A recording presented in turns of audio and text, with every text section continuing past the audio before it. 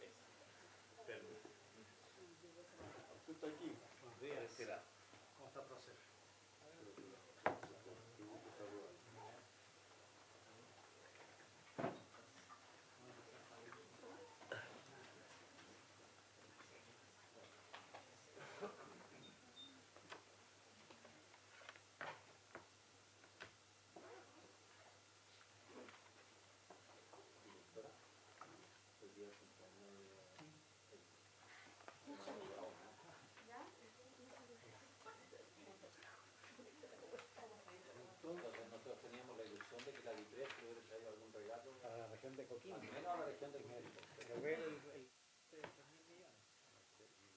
Pero la que a la región de Coquimbo, gobernador Julián.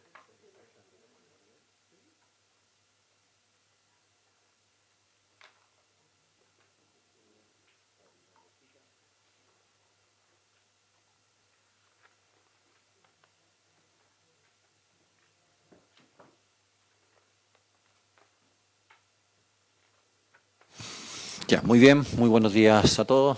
Senadora Gaora Insulza Kuchel, la directora de presupuesto, por supuesto, doña Javiera Martínez, y también saludamos a los gobernadores que nos están visitando el día de hoy a propósito del primer tema que vamos a tratar en la comisión, que tiene que ver con los presupuestos, en principio, que tendrían los gobiernos regionales para el año 2026. Está don Pablo Silva, gobernador de la región de O'Higgins y que además es presidente de la ¿cómo se llama? Asociación de Gobiernos Regionales de Chile. Agorechi. De gobernador y gobernadora de Chile. No sé si se llama Agorechi, pero como dijo el gobernador y gobernadoras no sé cómo tendría. Agorechi. Y el gobernador de la región de los ríos, don Luis Cubertino. Entiendo que tanto la directora como los gobernadores tienen una presentación, ¿no? Ya, entonces vamos a partir.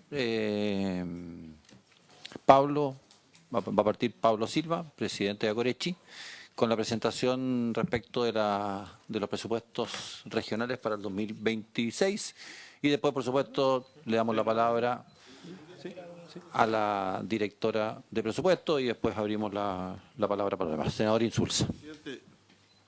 Algunos de nosotros, yo mismo, habíamos planteado al comienzo de la discusión, cuando se empezaba a hablar del presupuesto del 2026, la necesidad de tener una comisión especial para gobiernos regionales, porque en realidad cada gobierno regional es distinto, no son 16 departamentos de un mismo ministerio, son ministerios distintos. Entonces la verdad es que nos pareció un poco absurdo que no fuera tratado esto en alguna comisión especial. Desgraciadamente no hubo ninguna voluntad, ninguna disposición a hacerlo, y por esa razón vamos a tener que tratar este tema, pero yo por lo menos como presidente de la subcomisión 4, que es la que lleva a los gobiernos regionales, espero tener una reunión de discusión con el gobierno para cada ministerio, para cada región. Tome el tiempo que tiene, porque la verdad es que no podemos seguir tratando todo como si fuera un asunto y aprobándolo en 5 minutos en la última reunión de la Comisión de Presupuesto, presidente. Gracias. Muchas gracias, senador Insulza. Solo para dar el contexto de esta conversación, la información que se tiene, no sé si ya lo trataron en la subcomisión de presupuesto 4, senador Insulza, pero en principio habría una disminución generalizada a los gobiernos regionales del orden del 2,3% en montos globales. Pero lo que ha llamado mucho la atención es la baja bastante significativa en algunas regiones. Además, varias de ellas regiones extremas, Aysén y Parinacota, lo mismo ocurre con el Maule, por ejemplo, y hay creo que 4 regiones que suben su presupuesto en circunstancias de que si es que hay que hacer un apretuje del cinturón, si es que efectivamente ocurriera eso, debería ser una norma muy clara para todos los gobiernos regionales del por qué se está haciendo y no que parezca esta situación media curiosa de que a algunos les bajan el 6%, a otros les suben un porcentaje relevante y eso simplemente no parece sostenerse sobre sí mismo y además no conversa tampoco con el nivel de ejecución que muestran este mismísimo año varios de los gobiernos regionales a los cuales se les están bajando, comparado con otros que se les suben, que no tienen un buen comportamiento de ejecución presupuestaria al día de hoy. Para todos los que hemos sido antiguamente intendentes y que entendemos todo lo que significa las carteras de arrastre, los proyectos que están ya lanzados en los gobiernos regionales, esto puede tener cualquier cantidad de implicancias. Así que, dicho esto de contexto para quienes siguen la comisión, don Pablo Silva, presidente de Agorechi y gobernador de la región de O'Higgins, tiene la palabra. Bueno, primero saludar a cada uno de ustedes y agradecer la invitación. Claramente, yo diría que en el contexto que usted señala, senadores, nosotros tenemos una presentación, pero yo hablé por teléfono con el ministro y también con la directora de presupuesto. Las cifras que se señalaron en un momento determinado con respecto a la baja presupuestaria que vamos a tener los gobiernos regionales y después el trascendido de lo que usted señala con respecto a los aumentos o disminución de los presupuestos. Me da la impresión que la directora va a entregar alguna claridad con respecto a ese tema. Nosotros tenemos una presentación que voy a dejar al director ejecutivo de la Agorechi que la realice. Es muy sencilla de lo que hemos estado conversando también, ¿no es cierto?, con la Dirección de Presupuesto y con el Ministerio de Hacienda, en este avance que hemos querido lograr tanto en la claridad del presupuesto como en la agilización, ¿no es cierto?, de los procesos para que nos permitan efectivamente tener aún mejor la ejecución presupuestaria, tal como usted lo señala. Este año la ejecución en general, todos los gobiernos regionales van bastante avanzados, mucho más de lo que nos pasó el año 2024, en el cual venían más restricciones en la glosa con respecto a la ejecución del presupuesto a raíz de lo que pasó con algunos gobiernos regionales en relación al tema de fundaciones. Un tema que tanto por la indicación de ustedes como de DIPRES y de Contraloría, ¿no es cierto?, es imposible que se vuelvan a repetir. Lo que nosotros hemos insistido mucho en la transparencia y probidad con respecto al uso de los recursos, pero también, ¿no es cierto?, le hemos señalado tanto a DIPRES como a Contraloría en agilizar los procesos, que damos muchas vueltas para efectivamente de que se apruebe un proyecto en los respectivos consejos regionales hasta que se implementan, pasan muchos meses que pasan una vuelta para nuestro gusto de aprobación de la DIPRES, ¿no es cierto?, y necesitamos aceleración de parte de la Contraloría. Así que una presentación bastante corta que va a hacer Ricardo y nos pone en contexto de lo que hemos estado trabajando tanto con la DIPRES como el ministro de Hacienda. Ricardo. Muchas gracias, presidente Silva. Con su permiso, presidente, también. Solo para dejar constancia, la palabra la va a tener Ricardo Godoy, que es el director ejecutivo de Agorechi. Muchas gracias, presidente. La siguiente presentación da cuenta de las conversaciones que ha sostenido Agorechi en la diferencia de instancia, por el entendido de que mientras no haya una ley presentada, nosotros entendemos que uno da cuenta de las aspiraciones que tenemos como asociación más que sobre cómo viene la ley como tal. Dicho eso, nosotros partimos nuestros diálogos, por lo menos con Hacienda, y dando cuenta un poco también las conversaciones que hemos sostenido aquí en el Congreso y también con el nuevo ministro Grau, de los principios que ha empujado a la asociación desde su generación. Y esto dice en materia de control, autonomía financiera, suficiencia y agilidad presupuestaria, sin la intención de profundizar mucho en todos los temas, pero por lo menos en control nosotros ha habido promovedores de avanzar por lo menos en el proyecto Regiones Más Fuertes, un capítulo completo en materia de control. En materia de autonomía financiera es algo por lo menos que coyunturalmente ha tocado muchísimo, que es el principio de que nosotros entendemos que los recursos son de las regiones y por tanto la defensa también que se hace como colectivo de los recursos para las regiones. Y por eso parte también de las discusiones que se ha escuchado desde las asociaciones avanzar también a un nivel de autonomía como la que tienen los municipios, que es el ideal, la aspiración y que eso entendemos que es una reforma constitucional, pero algo que se ha plantado en diferentes instancias, tanto al presidente de la República como al Ministerio de Hacienda y también aquí en el Congreso. Suficiencia, que dice relación con tener los recursos que necesitan los gobiernos regionales para desarrollar sus tareas, y agilidad presupuestaria, que algo sí vamos a ver en nuestra presentación, que dice relación como bajo diferentes momentos los gobiernos regionales ven entrampadas su posibilidad de ejecución presupuestaria justamente por entrampamiento que están en diferentes organismos. Respecto a la reunión con el ministro de Hacienda y sobre lo cual nosotros hemos sostenido también nuestra mirada hacia lo que entendemos como el futuro proyecto de ley de presupuesto, manifestamos nuestra preocupación por los recortes, la falta de caja que ocurrió el año pasado y su impacto en las regiones, en el entendido de que cuando los gobiernos regionales hacen su programación y no llegan esos recursos, no están esos recursos, el impacto no solamente hacia los gobiernos regionales, sino hacia múltiples actores que se ven afectados por esos recursos, entiéndanse por municipios, pymes regionales, y eso inmediatamente, por ejemplo, en el caso del año pasado se tradujo, por ejemplo, no hubo recursos para pymes y otros actores en diciembre, o sea, hubo casos dramáticos en donde hubo despido incluso en algunos casos en plena Navidad, por ponerlo muy en bruto. Algo que vamos a presentar también son los tiempos de visación, que es materia de agilidad presupuestaria, que es la preocupación de cuánto nos estamos demorando en los diferentes procesos de toma de decisión. La agilidad presupuestaria también, lo que significa algo que también esperamos también, que está dentro de nuestra conclusión, algo que hemos señalado con mucha preocupación, es el hecho de que la apertura presupuestaria de los gobiernos regionales se está iniciando en marzo. Es decir, si uno calcula cuánto tiempo tiene de ejecución presupuestaria, presidente y senadores, para los gobiernos regionales están aperturando caja en marzo y están cerrando presupuestos en octubre. Entonces hay prácticamente un trimestre perdido de inicio y en términos de consideraciones del tiempo que lleva de programación y ejecución presupuestaria, se ve evidentemente porque la mayoría de los presupuestos de los gobiernos regionales se empiezan a concentrar a partir del segundo semestre. Netamente porque está la mitad del primer semestre perdido netamente en que los recursos no están a disposición inicialmente para ejecutarse. Rol de la emergencia, esto es algo que nosotros... Ricardo, perdona. Me gustaría que nos pudiera aclarar lo siguiente. A propósito de los recortes o falta de recursos en la última parte del año pasado, todos recibimos el reclamo de nuestros respectivos gobernadores regionales de que efectivamente la plata se había cortado.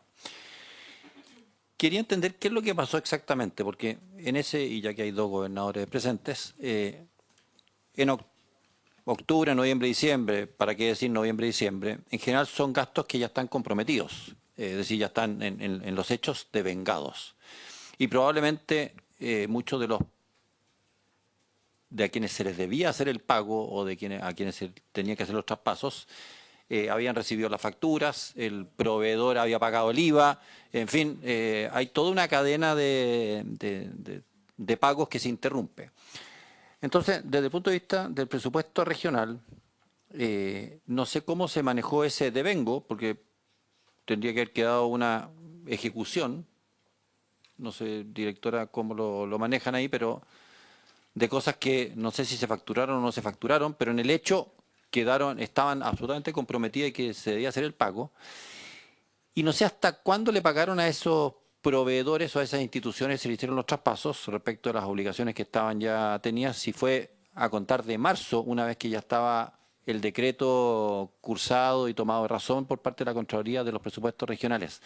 ¿Cómo operó ahí todo eso? Porque en principio genera una distorsión de pago bastante alta y además, y eso lo quiero enganchar, después probablemente la directora de presupuesto nos puede explicar, eso qué es lo que provoca en principio, que cuando se empiezan a hacer los pagos en el primer trimestre del año 2025 y en lo que va del año, por supuesto las ejecuciones aparecen muy altas en comparación con el año anterior, no tanto porque se estén ejecutando más cosas, sino que porque en los hechos, a lo mejor las platas de octubre, noviembre y diciembre, o noviembre y diciembre del año 2024, en la práctica se pagaron el 2025, lo que altera artificialmente, por así decirlo, la ejecución durante este año. No sé si prefieren explicarlo después o explicarlo al tiro, pero para que todos en la comisión tengamos claro, y me gustaría aclaración también después de la directora de presupuesto. Gracias. Perdón, sí, en términos generales, usted tiene razón, en el sentido que mucho de lo que quedó pendiente es parte del presupuesto 2025. Entonces, depende de la región, ¿no es cierto?, es cuando empezó a pagar esos atrasos, que eran pendientes de pago, tal como lo señalaba Ricardo, que eran pendientes de pago algunas cosas, lo que significó, ¿no es cierto?, que algunos proyectos de infraestructura, las empresas que eran sin sus respectivos pagos en el mes de diciembre. Lo que se pagó inmediatamente una vez que fue liberado el presupuesto de parte de la DIPRES y tiene, tal como usted ha señalado, se puede registrar, esto se registra en el presupuesto 2025. O sea, nosotros tenemos presupuesto que dura todo el año y lo que se nos alcanza a pagar, ¿no es cierto?, se devenga al año siguiente. Y eso, la ejecución, manejar la ejecución no es fácil porque es plata que usted tiene en su cuenta cuando llega a la caja. Por lo tanto, depende también muchas veces de obras que tienen una planificación con respecto a lo que van a gastar durante todo el año. Por decirle, hay en la construcción de una carretera grande en la cual está apoyando el gobierno regional y tiene planificado, por decir, 300 millones de pesos mensuales. Si baja esa ejecución, ¿no es cierto?, y se tenía proyectado 3.600 millones de pesos en el año y bajó a 200, quiere decir que la diferencia, estos 1.200 millones de pesos, nosotros tenemos que colocarlo en nuestro presupuesto, ya sea en una obra, ya sea en la adquisición de ambulancia o de otro tipo de ejecución de proyectos. Entonces, lo que nosotros hacemos como gobierno regional, vamos revisando mes a mes el avance de lo programado y dónde lo colocamos. Pero claramente este año partimos, ¿no es cierto?, respondiendo a las deudas que teníamos del año 2024. Eso claramente es así. No sé si quiere agregar algo. Sí, agregar lo siguiente, presidente y senadores. Aumenta la deuda flotante, por lo tanto, pasa el otro año con deuda flotante. Nosotros tenemos el caso específico que ilustra la pregunta. Teníamos Renueva tu Micro, no pudimos cancelarla en el año 24 y pagamos en febrero con recursos ya del presupuesto nuevo, presupuesto 25. No, presidente, justamente lo que señalan los gobernadores es el caso, particularmente de cómo fue aumentando la deuda flotante en la mayoría de los gobiernos regionales y que pasó como compromiso para el año siguiente.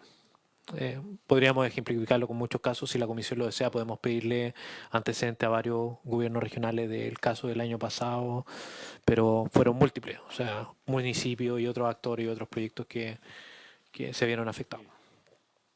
Eso, bueno, sí, para retomar la... Espérame un poco, Sí, Ricardo, que la directora quería hacer algún comentario en este tema. Sí, quizás, bueno, primero saludar a los senadores presentes, a los gobiernos regionales y a la Gorechi. Con respecto a la ejecución del año 2024, había una excepción en la ejecución que fue también bien ocasionaba bastante distorsión de la ejecución, dado que el devengo asociado a las transferencias a privados era contra rendición de cuentas. Y eso hacía una diferencia, una excepción a la regla general de la administración pública. Por lo tanto, efectivamente, uno podía ver que no era claro que cuando existiera, habían recursos que no estaban devengados, pero no necesariamente no se les había transferido los recursos. Entonces, en el seguimiento de la caja, efectivamente era muy difícil saber si era baja ejecución. Porque como la regla general para la transferencia privada es te transfiero y, o sea, te transfiero y te devengo, en este caso era te transfiero, pero te devengo solo cuando hay rendición de cuentas. Entonces, eso hacía que fuese, y por el número, sobre todo, a veces de transferencias pequeñas a instituciones privadas. Solo para privados. Claro, claro, sí. Es para los privados. Entonces, de hecho, por ejemplo, recuerdo que con el 4%, que son varios montos chiquititos, y al principio la interpretación de la Contraloría recién al 24 de diciembre más o menos del año pasado dijo que en realidad el devengo era igual a lo ejecutado y no a la rendición de cuenta en el caso del 4%. Pero para el resto, entonces efectivamente hubo un descalce. Siempre el devengo, el ejecutado igual al devengo, que es lo comprometido, pero en este caso, al poner también el requisito de la rendición de cuentas, hizo algo como el seguimiento de caja se volvió bastante más distorsionado. En todo caso, después cuando si existe marco presupuestario, y en el caso, por ejemplo, de los organismos públicos, y uno devenga, luego eso queda como deuda flotante al año siguiente. Entonces, en el fondo, si existió un devengo y no se pagó, eso se queda como deuda flotante y se paga con cargo al saldo inicial de caja. Entonces, y todas esas son operaciones bajo la línea, por ende, no perjudican el espacio fiscal si es que hay saldo de caja disponible o ingresos propios disponibles. Lo que sí y eso de alguna manera es una característica particular que tienen los gobiernos regionales que hemos ido dando a través de leyes de presupuesto. Así también que en la glosa 01 de los gobiernos regionales, creo que en el inciso segundo y el inciso tercero, también se dice que los gobiernos regionales tienen la excepcionalidad de que pueden empezar a pagar su deuda flotante previo a la toma razón del presupuesto inicial de la Contraloría. Así también pueden ejercer gastos de funcionamiento previo a la toma de razón, justamente por esta razón. El resto de la administración pública no funciona así. Efectivamente, ellos tienen que hacer el reconocimiento de deuda flotante y luego pueden empezar a pagarla. En este caso, lo que se hace es que ellos puedan pagar la deuda flotante y luego se regulariza, y eso está por una glosa especial en la ley de presupuestos.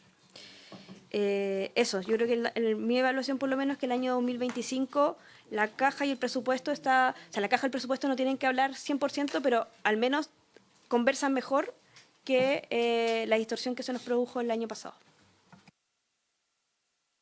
Okay, gracias, directora. Ya. Ricardo, sigue. Muchas gracias, presidente. Dentro de los otros temas que nosotros también tocamos de nuestras preocupaciones, dice relación con los recursos propios de los gobiernos regionales y cómo durante el último tiempo se han generado recursos condicionados en los gobiernos regionales. Dice relación, por ejemplo, al FAR, que constituye un condicionamiento de los recursos que reciben los gobiernos regionales, se intenciona su ejecución, hacia dónde tienen que ir ejecutados. De hecho, particularmente el caso de la región metropolitana es aún más específico porque especifica no solamente en qué tiene que ser ocupado, sino también en las comunas que tiene que ser ocupado, construye un perfil, lo que hace también aún más compleja la ejecución de esos recursos. Y también aparece el 1% de cultura.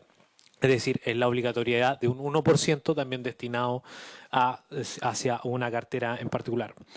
Otro elemento también que hemos señalado con preocupación es, por ejemplo, el rol de emergencia de los gobiernos regionales, en donde nosotros entendemos que los gobiernos regionales ante una situación crítica pueden ser los primeros en reaccionar, pero ha pasado en diferentes catástrofes que lamentablemente los gobiernos regionales se ven impedidos de movilizar rápidamente recursos, que es lo que se necesita cuando uno necesita ayudas tempranas u otro tipo de accionar. También nos pasó, por ejemplo, que cuando se produjo solidaridad entre las regiones, en el caso de Valparaíso, que puede ser uno de los casos más emblemáticos a analizar, que ayudas que llegaron de otras regiones llegaron 3 meses o 4 meses después, o simplemente no llegaron destinados hacia donde se había pensado o votado incluso los core que fuesen destinados a su apoyo. El caso de Antofagasta hacia Valparaíso, el caso de Ñuble hacia Valparaíso, y se podría poner los casos en particular de emergencias que vivieron otras regiones por lo mismo.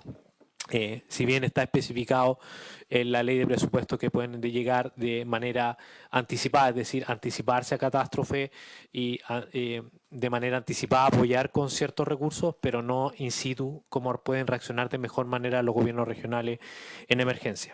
Otro elemento que hemos señalado también es en materia de corporaciones regionales, la preocupación que existe del condicionamiento que existe en materia de que tengan que recibir para ejecutar proyectos que sean 50% de aporte público, 50% aporte privado, entendiendo que son corporaciones que tienen mucho más medidas de control que cualquier organización, que cualquier fundación que recibe recursos de parte de los gobiernos regionales, pero este condicionamiento hace inviable que muchas corporaciones logren levantar cartera, dado que, a diferencia de lo que ocurre quizás en regiones más grandes o incluso en la región metropolitana, el levantamiento de apoyo privado es mucho más complejo.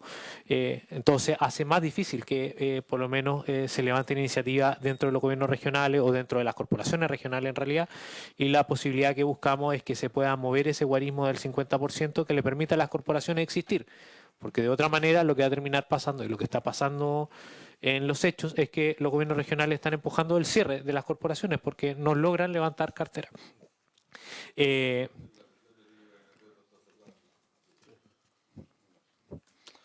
Otro tema, particularmente dice relación con Glosa, nosotros lo señalamos en sintonía con las regiones. Nosotros como asociación hemos hecho una presentación a la Dirección de Presupuestos de las inquietudes que nosotros por lo menos tenemos en materia de glosa.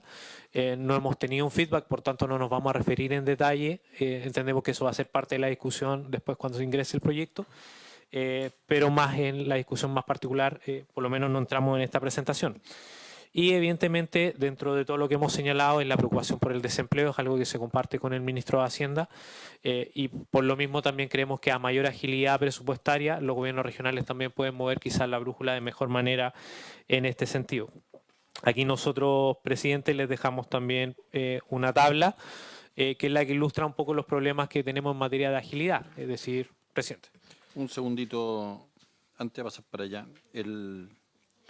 En el punto 5, rol de emergencias, solo para que estemos todos claros, por lo menos en mi época, y yo pensaba que seguía siendo así, cuando se producen emergencias grandes en el país, la DIPRES tiene el derecho a retener el 5% y asignarlo, no sé si el 5, el 3, lo que sea. En mi época creo que era el 5.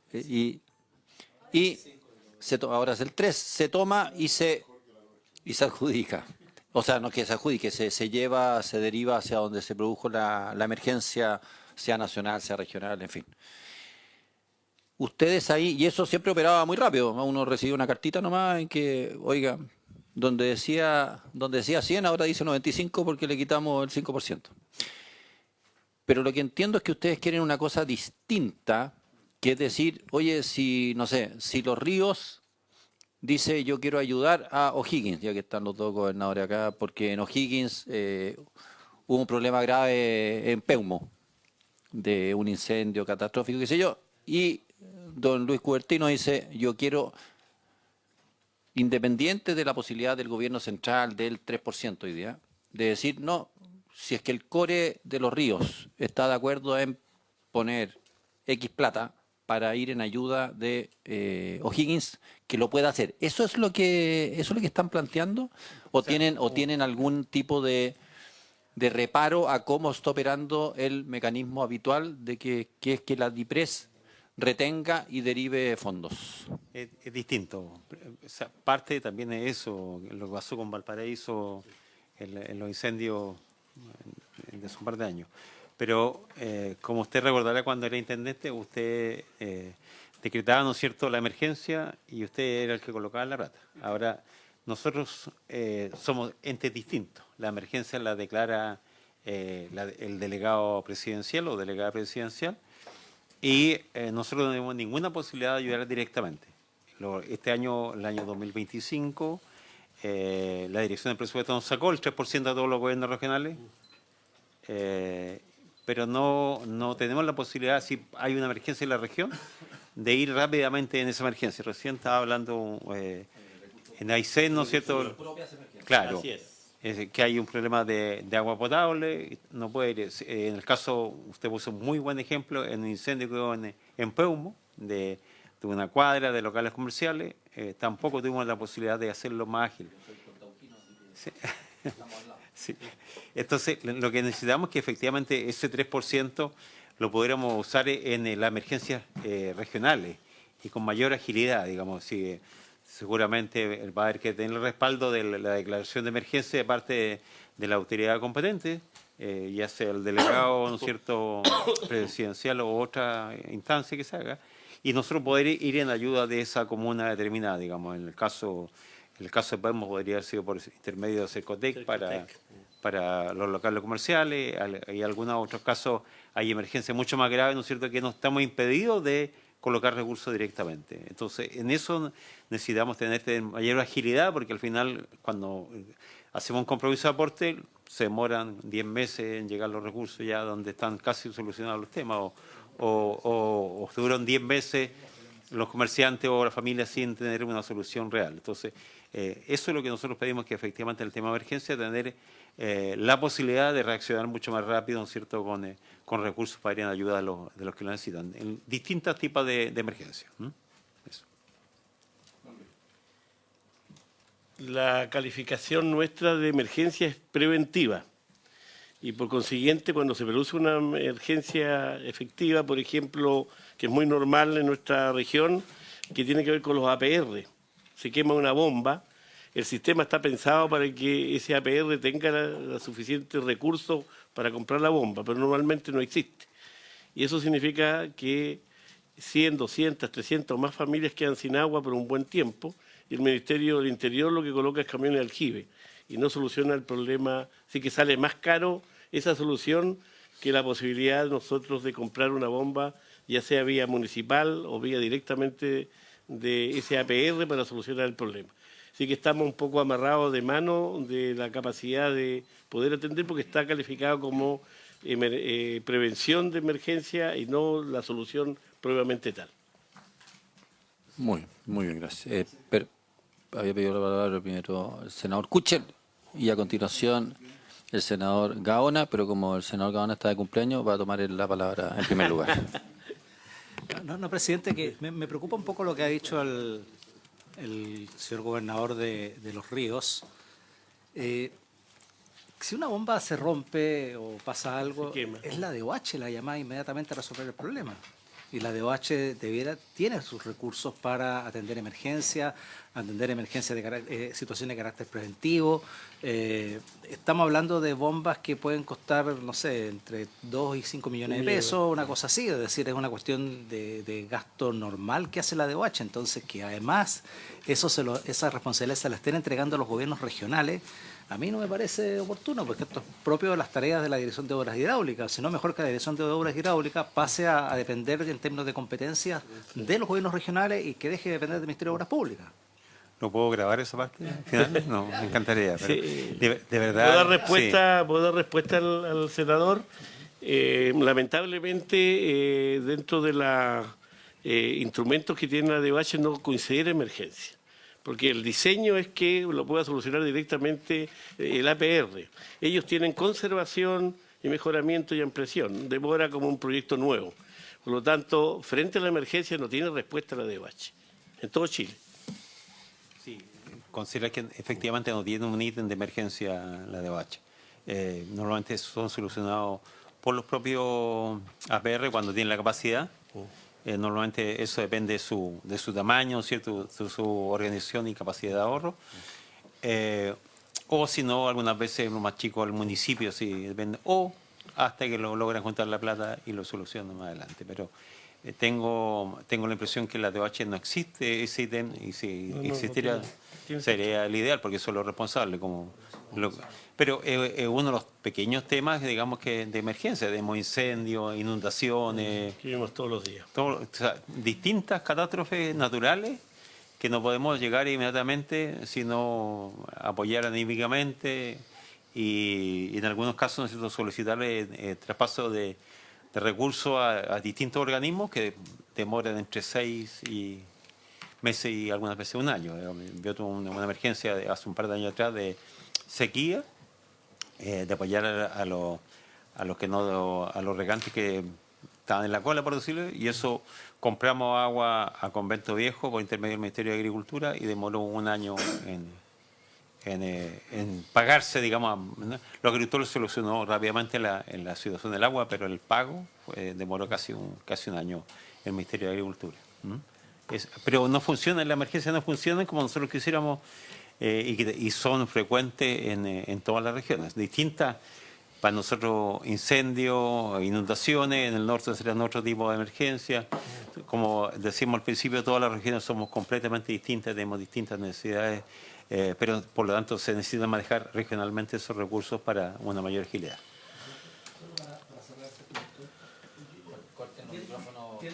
Tiendo a estar de acuerdo con lo que señalan los señores gobernadores, pero es un despropósito, en definitiva, que ustedes como gobernadores estén asumiendo las tareas que le corresponden al gobierno central a través de los organismos que tienen en las regiones.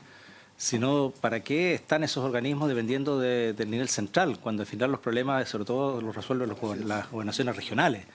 Y eso no debe pasar no solo en la DOH, porque uno ve permanentemente que vamos financiando proyectos en vivienda, para poder urbanizar y para que los subsidios alcancen, vamos pasando la plata al Ministerio de Vivienda, que vamos haciendo para arreglar caminos, pasando la plata al Ministerio de Obras Públicas en Vialidad. Y final de cuentas, terminamos desde las regiones subsidiando las tareas del gobierno central. Y más aún, vemos que los presupuestos de las regiones no crecen de la manera proporcional a las demandas que reciben producto de la incapacidad del gobierno central de asumir los problemas que tienen que, por su propia responsabilidad y competencias, asumir. Entonces, yo estoy de acuerdo en que hay que tener esa respuesta, pero entonces que también tengamos no solo la respuesta, sino las competencias sobre esas materias. Yo creo que ese es el punto, porque si no al final vamos a terminan las regiones subsidiando el trabajo y financieramente al gobierno central, cuestión que no corresponde. Y más encima, financian y no tienen la manija. La manija la sigue teniendo el gobierno central. Solo quería dejar eso. Gracias, presidente. Saludar a nuestros invitados, agradecer. Me preocupa los criterios. ¿Cuáles son los criterios a nivel, que es lo mismo que pasa a nivel local, regional, nacional? Velocidad de reacción, emergencia, y después eficacia y eficiencia. Se hace un cálculo mínimo de rentabilidad social, privada, por ejemplo, si el motor vale 2 millones o 5 millones. Y vamos a contratar un camión aljibe y le vamos a pagar 5 millones por 2 semanas, o no sé, o una semana, en fin. ¿Cómo se mide eso? ¿Cómo se ajusta a que esto sea con juicio, como dicen los chilotes, con criterios mínimos? Porque si no asignamos bien los recursos y no distinguimos, no medimos apropiadamente, por razones burocráticas, administrativas, estamos encareciendo, haciendo que los recursos no alcancen. Entonces, rentabilidad social privada y velocidad de reacción, eficiencia. Esa es la consulta. Gracias, presidente. No, yo solamente iba a decir que la DOH es claramente un ejemplo importante de una institución que tiene muy poco personal. Y tiene un personal bastante antiguo también. Por lo tanto, naturalmente, cuando hay un daño o alguna cosa que siempre tiene que hacerse cargo el que tiene la gente para hacerlo. Pues, y eso, entonces no se entiende muy bien porque esos recursos no son destinados más bien a las regiones para que hagan el trabajo de manera directa en lugar de pasar por una organización que es tan pequeña o con tan poca gente competente como para hacer el trabajo de Santiago, ¿no? Muy bien. Vamos a saludar a Jorge Fríes, gobernador de Magallanes, que se está conectado ahí por Zoom. Ahí se ve. Con corbata, cosa distinta a quienes vinieron presencialmente.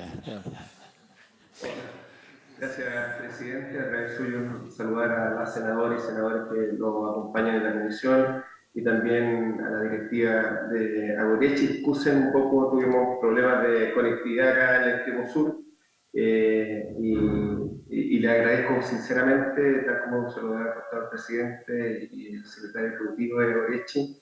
Estamos en pleno proceso de discusión presupuestaria y le agradecemos el espacio que ustedes han dejado para esta conversación.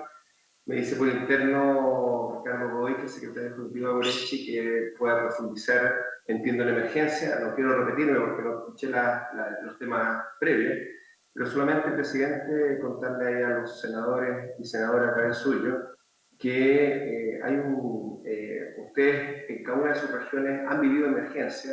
Por ley tenemos destinación de presupuesto que este año en su totalidad fue rebajado el presupuesto para teóricamente tenerlo a disposición del Ministerio del Interior, y nosotros hemos insistido en la ley de presupuesto que los gobiernos regionales debieran tener disposición eficiente y operativa en el territorio del presupuesto de emergencia. ¿Esto a qué se refiere? Solamente mencionar que cuando han ocurrido emergencias como los incendios en el sur, los incendios en Valparaíso, inundaciones, habitualmente los gobiernos regionales, entre la autorización presupuestaria, modificación, toma razón, pueden llegar 3 a 4 meses posterior a la emergencia con recursos, lo cual lo hace altamente ineficiente. Y la propuesta que hemos hecho a presupuesto es que podamos primero disponer de los recursos de emergencia que este año fueron recortados del presupuesto, y esa disposición también sea de manera inmediata. ¿Qué quiere decir esto? Que cuando tengamos una emergencia podamos usar y posteriormente del uso informar en detalle a Hacienda, o si no llegamos muy tarde con estos recursos habitualmente que están entre el 2 y el 3% del presupuesto, que excepcionalmente se ocupan, y hemos tenido la disposición de aprovecho, no lo había visto, directora, también aprovecho de saludar a la directora, un gusto de verla. Hemos hecho la conversación y para nosotros probablemente es muy importante que en el ámbito de emergencia tengamos más capacidad de presupuesto, pero sobre todo del uso del presupuesto en contingencia en el mismo tiempo. Eso por mientras, presidente, si me puedo plegar después en otros temas que han sido del presupuesto que me parecen muy importantes, pero no me quiero repetir porque no estuve en la primera presentación de la asociación. Así que muchas gracias nuevamente al Senado por la preocupación por el gobierno. Gracias, Jorge. Oye, como estamos, tenemos que recibir también la presentación de otro tema del ministro de Economía. Tratemos de avanzar, así que Ricardo termina la presentación. ¿Algún comentario general o últimas preguntas? Y la directora, y terminamos esta presentación. Muchas gracias, presidente. Para ir más rápido, no voy a entrar al detalle de la tabla, ya que está en manos de la comisión, pero es un detalle que nosotros levantamos como asociación de los tiempos más o menos que nos demoramos de visación entre las pasadas por DIPRES y Contraloría, y me voy directamente al resumen. La Asociación de Gobernador sostiene en sus pilares la defensa de los recursos que son de las regiones, y por lo mismo en suficiencia de recursos hemos manifestado nuestra preocupación y rechazo ante cualquier posible ajuste presupuestario, y por lo que esperamos que las cifras, por lo menos que han trascendido, varíen una vez que se presente el presupuesto formalmente al Senado. Por lo cual nosotros la entendemos como una cifra de borrador y que no son las cifras formales y definitivas. 2, en la reunión con el ministro Grau hicimos ver nuestra preocupación en materia de agilidad y por eso esperamos en esta nueva ley de presupuestos se acoja nuestra necesidad de apertura de presupuesto en enero, que es algo que hemos señalado reiteradas veces de la preocupación que tenemos de la tardía apertura presupuestaria que tienen los gobiernos regionales, y que algunas modificaciones presupuestarias no pasen por DIPRES, sino más bien sean informadas a DIPRES, como ocurría con anterioridad. 3, es dar cuenta que aún con la tardía apertura presupuestaria y de la demora de modificaciones presupuestarias que muchas veces sufren los gobiernos regionales, si uno ve las cifras de los gobiernos regionales en materia de ejecución, la verdad es que se encuentran con muchas mejores cifras de ejecución presupuestaria a la misma fecha del año anterior. 4, la Asociación de Gobernadores, y esto es algo que nosotros valoramos en materia de trabajo que tenemos con la Dirección de Presupuestos, y es lo mismo agradecerle también en esta disposición a la directora Javiera Martínez en esto.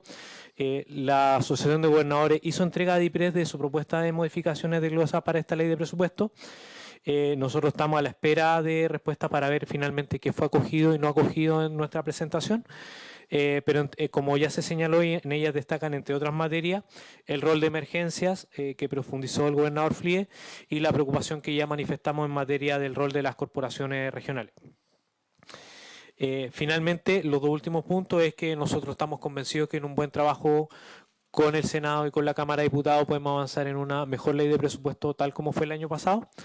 Y por último, es algo que nosotros valoramos muchísimo, que fue en el acuerdo que se sostuvo en el Senado y en el Congreso, que en el acuerdo marco para la discusión del proyecto de ley de presupuesto del sector público para el año 2025, hubo un punto específico para los gobiernos regionales, que fue el punto 66.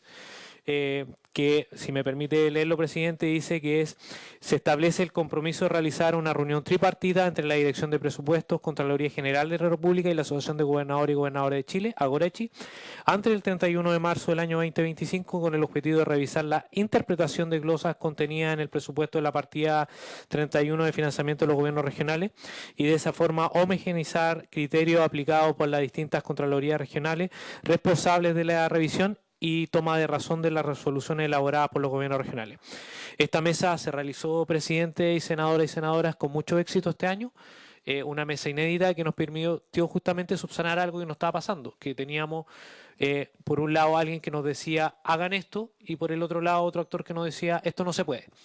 Y esta mesa permitió efectivamente homogeneizar la interpretación de la ley de presupuesto. Por eso le pedimos, honorables, que nos puedan acompañar nuevamente en que esta mesa se mantenga, no solamente en el espíritu que sea una revisión que se produzca en marzo del próximo año, sino que sea una mesa constante, que permita a los gobiernos regionales y a la DIPRES ir subsanando o ir corrigiendo, ir diagnosticando los problemas que vayan ocurriendo en materia de ejecución presupuestaria, y que permitan a las tres instituciones que dialogan constantemente en materia de inversión ir en esta conversación agilizando procesos, agilizando mecanismos de control o mejorando la institucionalidad, por lo menos en los gobiernos regionales. Eso, presidente, nosotros teníamos para presentar. Hay muchos más temas, pero nosotros quisimos venir de manera más acotada. Así que muchas gracias, presidente, por el tiempo y la escucha. Presidente, quiero consultar especialmente al señor Godoy si tienen a nivel de los gobiernos regionales una estadística de los proyectos que se han atrasado por razones del Ministerio del Patrimonio o de Medio Ambiente u otros administrativos, y una medición de más o menos cuánto era el presupuesto original, el tiempo que se atrasó, cuándo se retomó, en qué condiciones se retomó y cuál es el destino de las piezas encontradas, porque yo tengo reclamo de que hay cosas que han desaparecido. Si tienen esa estadística y si la podrían generar para tenerla presente en un mes más cuando discutamos este tipo de temas. Gracias.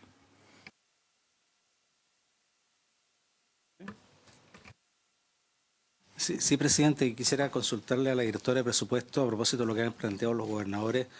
En esta aproximación que hemos tenido respecto del presupuesto de los gobiernos regionales del año 2026, quisiera que me aclarara cuáles son los criterios para definir ese presupuesto.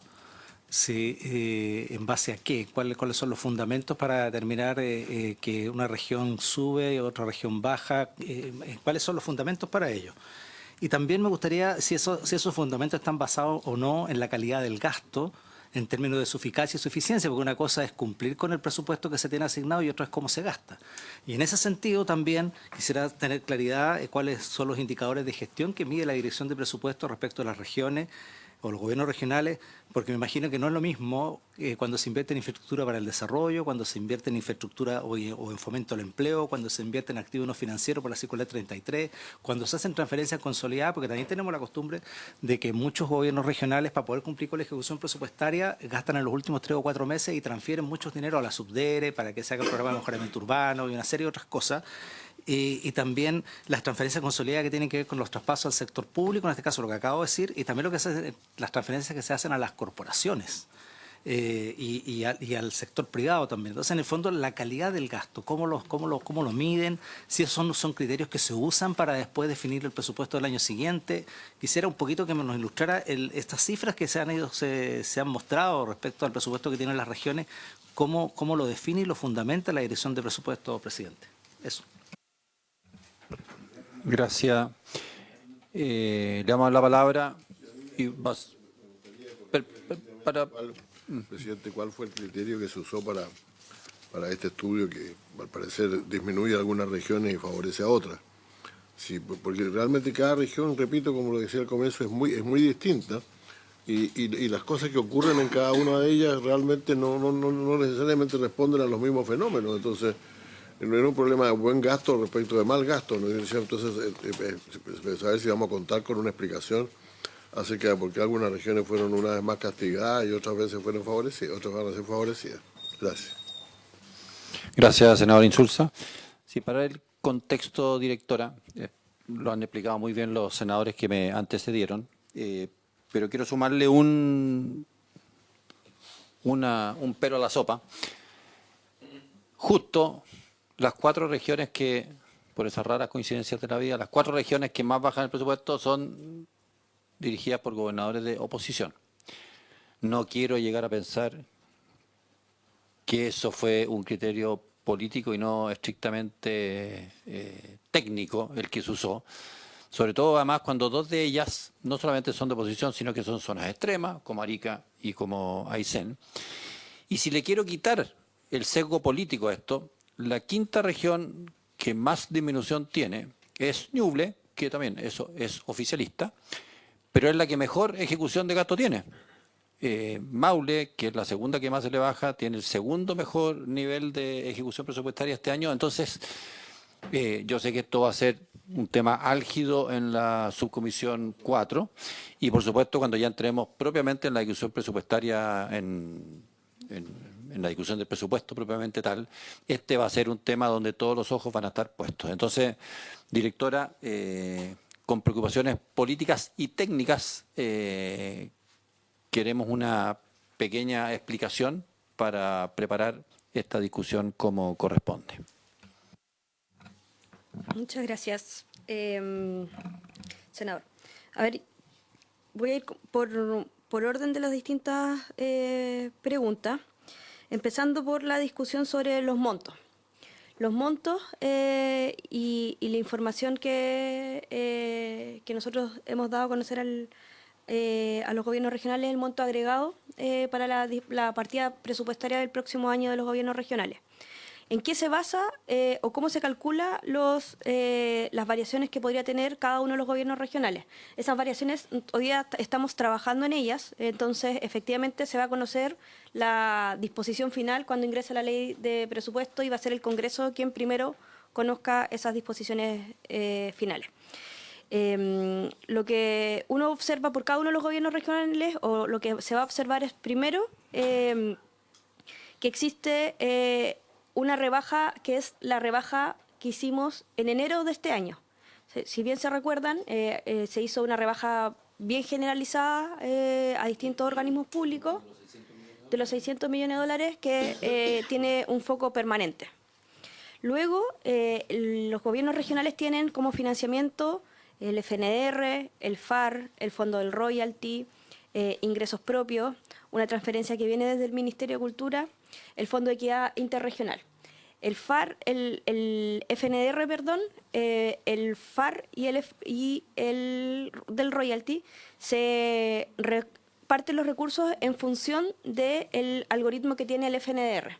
El FNDR, como ustedes bien saben, tiene un mandato legal y además tienen un reglamento donde las variables de asignación principalmente son de pobreza, no pobreza multidimensional, pero pobreza además de la superficie de la región y el número de habitantes, si mal no recuerdo, el índice de ruralidad también. Entonces, eso es una forma conocida que se actualiza cada 2 años.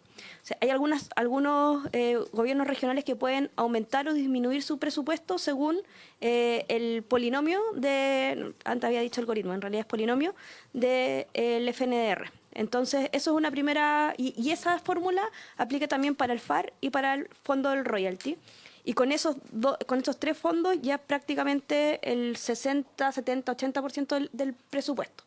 Además, también está desde el año 2021 el Fondo de Equidad Interregional, que también tiene parámetros con los cuales se asignan los recursos. Entonces, esto es para decir, y yo creo que, porque también como todos los años hemos tenido una discusión similar con respecto a cómo se asignaron las distintas fuentes de financiamiento a los gobiernos regionales, cuando se presente la ley de presupuesto vamos a presentar un archivo, un Excel, de alguna manera que sea replicable por cualquier persona con respecto a estos parámetros que son específicos y así anular cualquier como duda que haya algún grado de criterio que no sea estrictamente técnico y si hay discusión que sea en función de los criterios y decir quizás, por ejemplo, nosotros hemos hecho varias simulaciones de cómo podría ser el FNR con otras variables, que no son las variables que están por reglamento, pero para ver cómo, por ejemplo, si cambiamos la pobreza por pobreza multidimensional, cómo cambiaría. Entonces, porque si se da una discusión, sea en función de las variables y no sea del que crece más o el que crece menos. Ahí, por ejemplo, la variable ejecución no es una variable que asigne presupuesto para el año siguiente, porque son, como yo les decía, variables incluso externas a la gestión de los propios gobiernos regionales, como puede ser la superficie en el cual está del tamaño de la región. Entonces, queremos, por lo menos desde el Ministerio de Hacienda, llevar a la discusión a criterios más que a regiones uno a uno. Y esos criterios, como yo les decía, los más gravitantes son los del FNR que están por decreto. Luego también las regiones extremas tienen la provisión del PETSE, que es un programa especial para zonas extremas, y efectivamente eso no está en la base del presupuesto. Entonces, esos son recursos que se van integrando después al presupuesto y por eso Arica y Magallanes, por ejemplo, en su presentación inicial no cuentan con ese presupuesto añadido al presupuesto inicial. Luego, en términos de entonces, como para resumir la primera parte de los montos, efectivamente hay una rebaja que va a ser bastante común en otras partidas del presupuesto. Va a haber actualización del FNR que hace que se ajusten presupuestos al alza o a la baja. Luego hay también, y es una de las innovaciones de la ley de presupuesto, el tratamiento de los ingresos propios, porque los gobiernos regionales también tienen ingresos propios y una vez que lo que estamos haciendo y la lógica que tiene el proyecto de ley de regiones más fuerte es que los ingresos propios pasen directamente al presupuesto de los gobiernos regionales. Hoy día, por ejemplo, hay parte de los ingresos propios que pasan por la Subsecretaría de Bienes Nacionales y después llegan a los gobiernos regionales. Entonces, para disminuir a veces los trámites que implican eso pasarían directamente a los ingresos, a los presupuestos de los gobiernos regionales. Y eso también cambiaría. Entonces, esas son como las novedades en materia de ingresos. Y como yo les dije, va a quedar como debidamente con una base de datos replicable para el cálculo. Luego, tenemos de las otras dudas que son quizás más normativas. Y nuestro foco hoy día es presentar, estamos revisando la propuesta de la Gorechi, vamos a tener una reunión con ellos durante esta semana y el año pasado también en algún momento tuvimos una reunión con todos los asesores de oficialistas y de oposición de la mixta o de la subcomisión, de la cuarta subcomisión en particular, para revisar las glosas y también poder presentarlas a modo de trabajo por el legislativo a los asesores antes, porque lo que nos ha pasado cada año es que finalmente siempre hay un trade-off entre más agilidad, el control, etcétera. Entonces terminamos discutiéndolo en el calor de la sesión, y la idea es cómo llegar, ojalá con ese trabajo lo más antes como preparado para la discusión del presupuesto. Así que nos gustaría que en esa semana, que entiendo que es distrital, pero igual se podría programar una reunión de asesores para esa semana, revisarlas, y una vez que ya también hayamos avanzado con la Gorechi, eventualmente después eso va a seguir siendo motivo de discusión durante la tramitación. Pero de eso, como adelantar quizás, así, sí, y yo creo que de las discusiones más importantes que vamos a tener en este caso, y acá siendo dentro de lo que me toca a nosotros desde el Ministerio de Hacienda escuchar desde los gobiernos regionales y por otro lado también al Congreso, creo que hay una discusión importante sobre el nivel de afectación que pueden tener los recursos que tienen los gobiernos regionales. Hoy día el 35% de los recursos, o sea, el Fondo de Apoyo Regional y el Fondo del Royalty, tienen afectaciones directas de lo que se puede hacer o no con esos recursos. Y en particular el FAR, que hoy día es 100% a transporte. Acá hay una decisión que yo creo que es más política entre también el Congreso y la Gorechi, de cuánto se afectan o no esos recursos que se utilizan para aquellas cosas o no, que es parte de lo que también ha solicitado la Gorechi. Hay otra discusión que también son los gobiernos regionales, y por ende también la ejecución de o lo que se hace en torno a sus corporaciones es materia de ley orgánica. Entonces, durante el Congreso, o sea, la discusión parlamentaria que hemos tenido los últimos años, a veces es los gobiernos regionales que quieren cambiar parte de esa norma orgánica para las corporaciones, y a veces ha sido el Senado a búsqueda de mayor control, o la Cámara, que ha querido también modificar la ley orgánica. Y para igual ley orgánica y también modificaciones en la ley de presupuesto igual es más complejo. O sea, adelanto esa discusión. Y sobre agilidad también tenemos una propuesta que les queremos presentar en aquello, porque acá, como las normas entre el año 2022, 2023, 24, 25 han sido muy distintas, todos los años efectivamente existe una capacidad que se pierde como por fin haber entrado en régimen, que después cambian las normas, y eso también alenta la ejecución, alenta también la interpretación que a veces tienen las contralorías regionales para ciertos procesos. Por eso desde el Ejecutivo, y quizás esta es una conversación que hemos tenido más en la Cámara más que en el Senado, nos gustaría avanzar con el proyecto de ley de regiones más fuertes para dar un marco de ejecución presupuestaria o un régimen permanente, y no esta discusión como año a año. Y por el rol de las emergencias, o sea, efectivamente hoy día los gobiernos regionales tienen atribuciones para la prevención, la mitigación, pero la acción misma de la emergencia es un rol que consideramos que es de carácter nacional y no regional, y efectivamente la fórmula que nosotros como administración hemos tenido es hacer la modificación presupuestaria de este 3% de emergencia, porque es la fórmula para financiar el resto de la emergencia nacional. Y es la fuente de financiamiento que tenemos para la emergencia nacional. Entonces, ahí, claro, no tenemos mayor innovación, pero creo que en eso sí tenemos quizás un criterio más definido de aquí a la ley de presupuesto, pero los otros temas son los que efectivamente estamos trabajando para poder tener una propuesta nueva, que ojalá podamos trabajar de manera prelegislativa con los asesores antes también. Eso, presidente. Muy bien, gracias, directora. Solo para ratificar algo que dijo al pasar, pero que yo creo que nadie lo tenía tan claro. El punto de partida de los presupuestos, no solamente los gobiernos regionales, sino que todos los presupuestos del país, son no el presupuesto inicial del 2025, sino que va a ser ese presupuesto rebajado los 600 millones de dólares, aprox.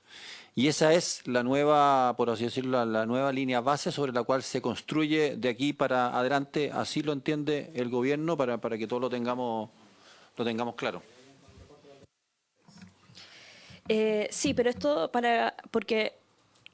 Bueno, yo sé que hay servicios que Claro. estaban excepcionados, pero finalmente Sí. el presupuesto informado, no tengo idea, el 30 de marzo, ese va a ser el presupuesto Lo que pasa base. es que nosotros hicimos la rebaja, pero además, si se acuerdan bien, después habían ajustes dentro de los mismos ministerios. Entonces, obviamente no va a coincidir exactamente la rebaja exacta de esta asignación que hicimos en enero con la rebaja que hubo después. Además también que, por ejemplo, en algunos casos pueden haber efectos de leyes entre medio, puede haber otras cosas, pero cómo se formuló el presupuesto, efectivamente por partida fue con esta lógica. Considerando esa rebaja de 600 Claro. gastos operacionales del sistema. Claro, pero ahí también en algunos ministerios, sobre todo los ministerios que han estado más contenidos en su gasto durante todo el periodo de gobierno, y no solamente el periodo de gobierno, sino que el periodo de la pandemia anteriormente, obviamente ellos hicieron más reasignaciones de gasto, entonces no necesariamente se vio en lo operacional, sino que tuvieron que ajustar por los otros subtítulos.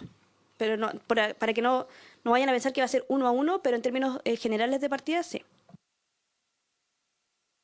Sí, presidente, las rebajas parejas generalmente desfavorecen a los más pobres, eso es claro.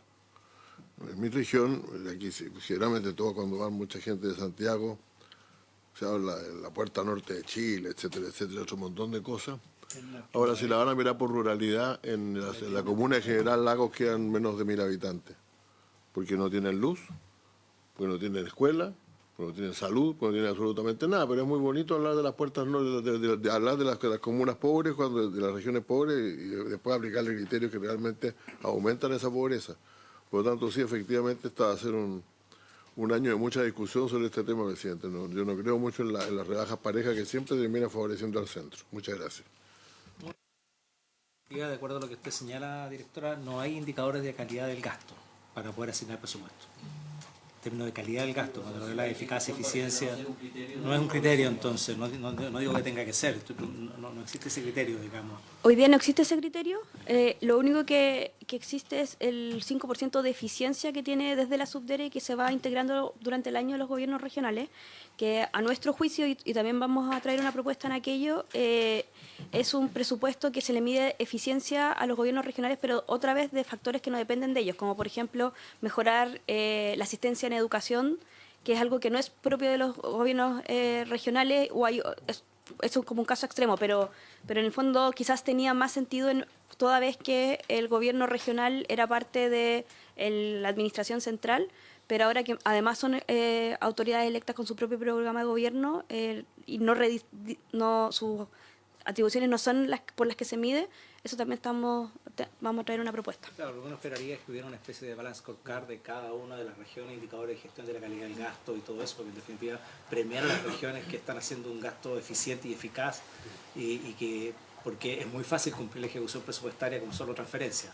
Entonces la idea es un poco, por eso lo planteaba, pero me parece bien que se avance por lo menos en algo en eso. Muy bien. Pablo Silva, y con esto terminamos muy breve, por favor, que estamos atrasados. Sí, primero nos gustaría tener claridad, no año a año, sino que se fuera permanente para uno planificarse qué es lo que puede gastar o no. Si van a introducir algunos factores, también tenerlo claro, porque de acuerdo a esos factores uno hará la inversión. Pero estos 4 años hemos estado todos los años con distintas reglas, lo que hace muy difícil, ¿no es cierto?, tener una buena ejecución presupuestaria y cumplir con lo que nosotros queremos.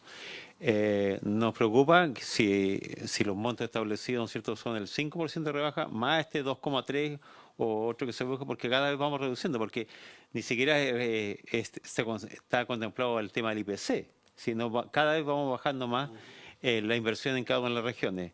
Lo que nosotros esperamos, ¿no es cierto?, que la decisión de la inversión, ¿no es cierto?, se tome en las regiones. Yo el otro día en una actividad en Santiago puse un ejemplo, que si uno se para en el edificio, cualquier edificio alrededor de la Moneda, y quiere mirar hacia Pumanque, quiere ver Pumanque, no se ve. Pumanque se ve estando en Pumanque, y pasa con cualquiera de las comunas que usted representa. Por lo tanto, nosotros eso lo tenemos clarísimo, ¿no es cierto?, de que qué es lo que requiere cada comuna, cada región, se ve en las regiones, y nosotros lo tenemos súper claro. Lo que nosotros necesitamos son reglas claras, suficiencia, ¿no es cierto?, en el presupuesto para poder cumplir con todas el tema de transparencia es uno de los puntos primeros que hemos colocado nosotros en la ley de presupuesto y también, por supuesto, en la ley de regiones más fuerte. Yo creo que la solución va por ese camino, una ley que permite efectivamente tener claridad, transparencia y suficiencia en los presupuestos de los gobiernos regionales para seguir avanzando, que las decisiones se toman en las regiones. Muy bien, muchas gracias, gobernador. Ya que mencionó Pumanque, saludamos a Gonzalo Barahona a la distancia, alcalde de de esa muy bonita comuna del secano de Colchagua. Bien, muchas gracias, directora, gobernadores. Dejamos hasta acá esta conversación. Bueno, le toman la palabra, imagino, a la directora de hacer la reunión previa a la discusión del presupuesto para que ojalá todas estas inquietudes estén razonablemente salvadas. Muchas gracias. Oiga, pero se ve la Alameda y Providencia ahí.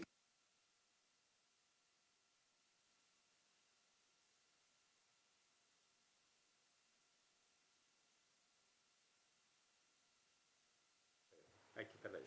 En una sola pasada, 2 fondos nacionales para ¿Y qué tiempo fue? Ya. Muchas gracias. Hasta luego. Eso fue la ELI con Catán.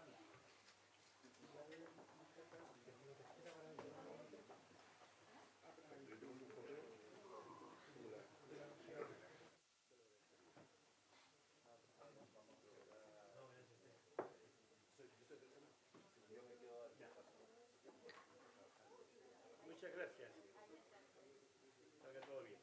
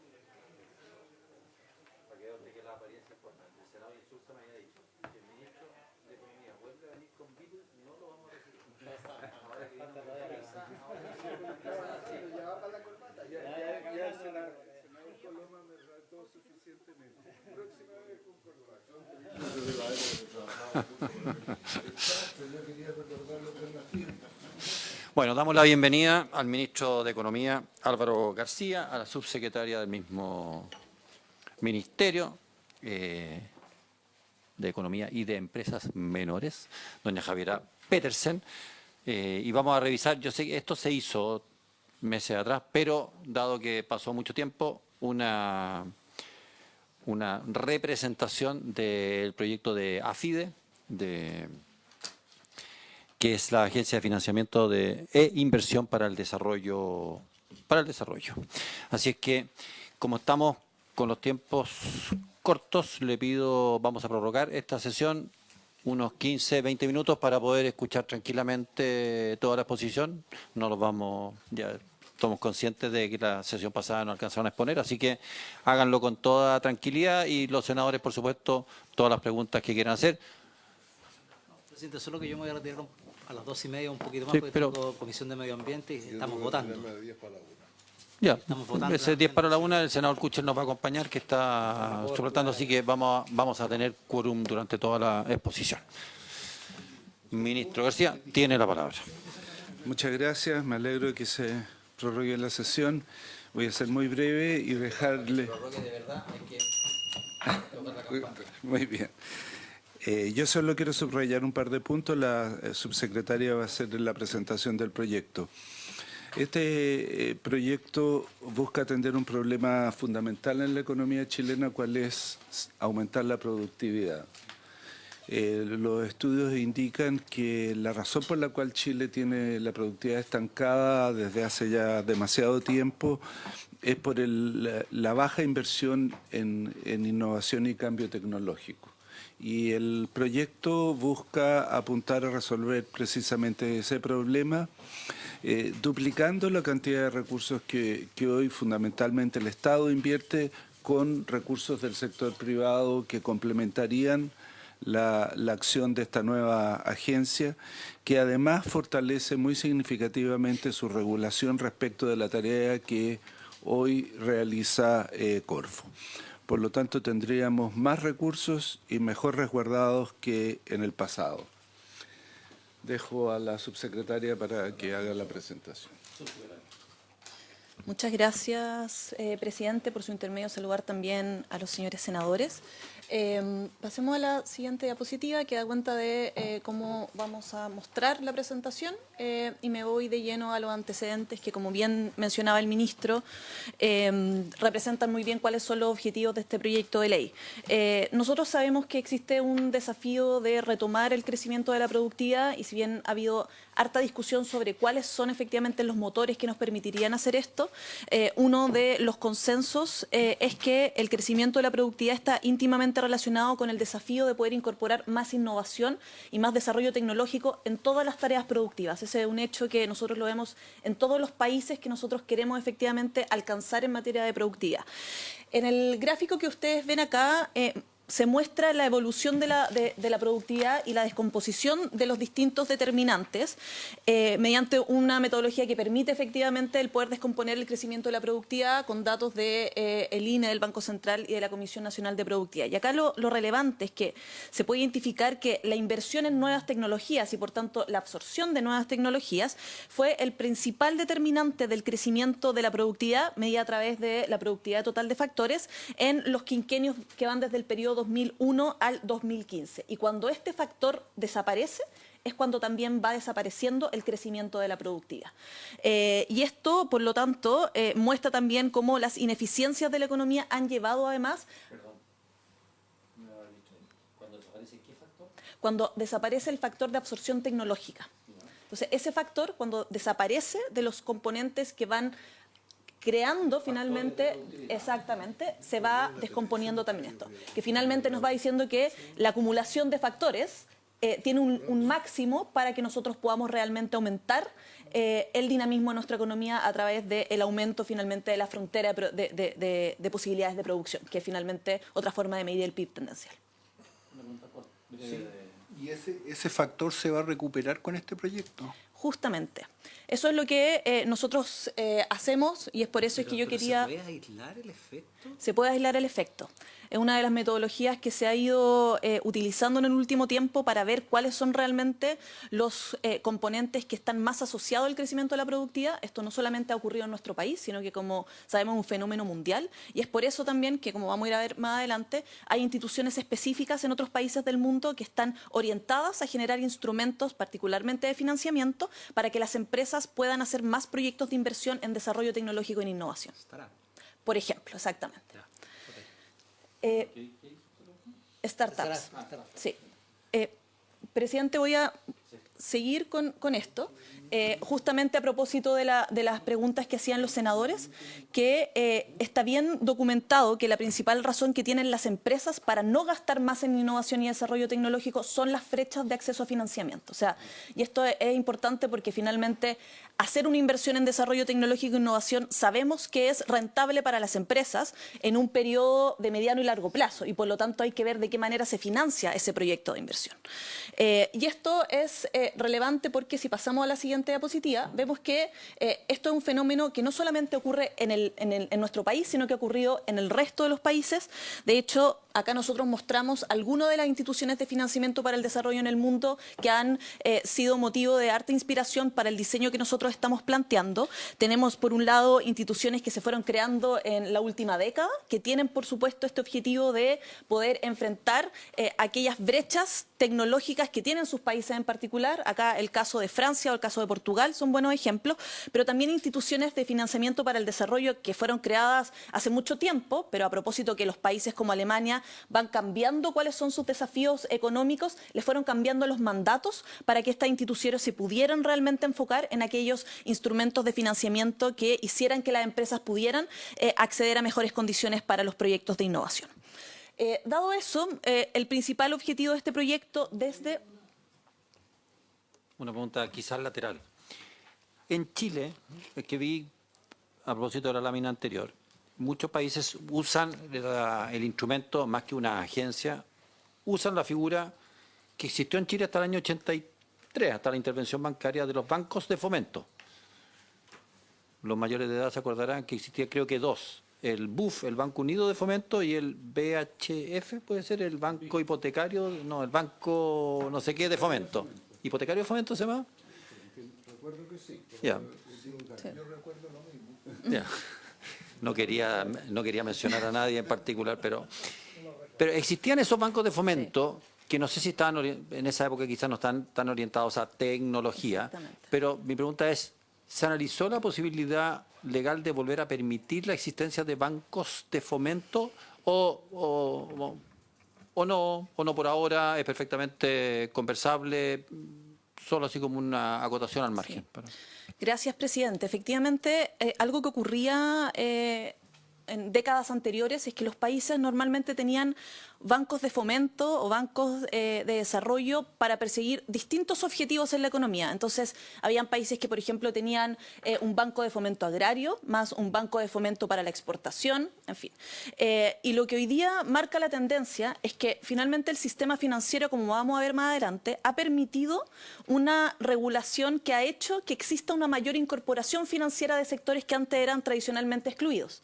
Y por lo tanto, la atención está puesta en poder ir cerrando estas brechas de mercado que impiden que la banca comercial, por las regulaciones propias que tiene, impiden que financien correctamente aquellos proyectos de innovación. Y por lo tanto, más allá de que esta discusión puede estar abierta, el objetivo de este proyecto es poder atender a la que nosotros vemos es una de las principales brechas que impide el crecimiento de la productividad en nuestro país, que es que las empresas puedan hacer mayor inversión en innovación y desarrollo tecnológico. Como el tema de capital de riesgo, que entre otras cosas hoy día está imposibilitado por ley que los bancos comerciales puedan invertir en ello, como ocurre en otros países del mundo, y por eso siempre hacemos este reflejo con la experiencia internacional.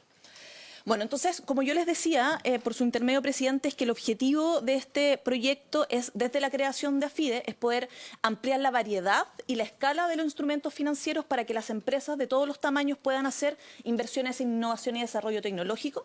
Y esto lo vamos a hacer desde la modernización en la gestión de los instrumentos financieros públicos. Entonces, ¿por qué decimos esto? Porque finalmente parte de las preguntas que han surgido a lo largo de esta discusión es por qué no podemos hacer esto, por ejemplo, a través de Corfo, que tiene una cartera de instrumentos financieros. Entonces, ustedes lo que ven acá en la lámina es cómo es Corfo hoy día, que finalmente conjuga una cartera de subsidios, de garantías y de crédito. La dirección de Corfo y la administración corresponde a un consejo que está compuesto por ministros de Estado, y acá bien importante es que la regulación sigue las reglas generales de los servicios públicos, es decir, no existe regulación prudencial que se le aplica a los instrumentos financieros de Corfo, y la única regulación financiera es la que está derivada de la Ley de Administración Financiera del Estado, lo que está muy bien para una cartera de subsidios, pero carece de finalmente una regulación suficiente para poder tener una mejor administración de los instrumentos financieros. Entonces acá nosotros ponemos cuáles han sido las recomendaciones internacionales, no solamente en general a las instituciones de financiamiento, sino que en específico al caso de Corfo. El 2015 el Banco Mundial hizo un estudio bastante detallado sobre cuáles son las recomendaciones que debiese seguir el país en materia de instituciones financieras para el desarrollo.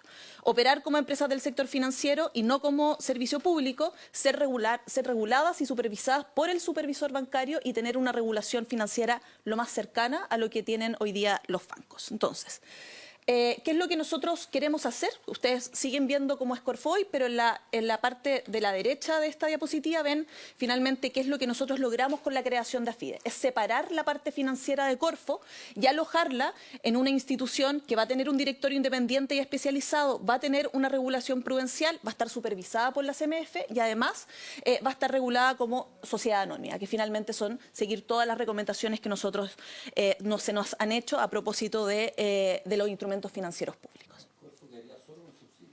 Corfo quedaría solamente con su cartera de subsidios de asistencia técnica, pero además de las otras tareas que tiene por ley Corfo, como por ejemplo administrar el patrimonio de Corfo. Corfo es accionista de distintas empresas públicas y además de eso de la creación, por ejemplo, de comités interministeriales, los comités Corfo, que son naturalmente interministeriales. Todo lo financiero sale de Corfo. Entonces, de esa forma, como van a ver en la siguiente diapositiva, vamos a tener un rol claro, finalmente, en las instituciones de fomento de nuestro país. ¿Cuáles son los elementos clave entonces del diseño? Porque muchos senadores y senadoras nos han preguntado que ojalá esto no exista una duplicidad de funciones, porque obviamente esto perdería la fuerza. Entonces lo que nosotros hacemos es traspasar toda la gerencia de inversión y financiamiento y la subgerencia financiera de Corfo hacia AFIDE, que va a ser por lo tanto la espalda organizacional de AFIDE, y además Corfo mantiene el rol como la principal agencia de fomento productivo de nuestro país. ¿Cómo quedaría y cómo se generaría el patrimonio de Corfo y AFIDE? Gracias, presidente, por su intermedio. La capitalización de Corfo, que está bien determinada en el informe financiero, es de un aporte del Tesoro y de un aporte de Corfo particularmente, tanto del patrimonio de Corfo como también el traspaso de la cartera de créditos de Corfo.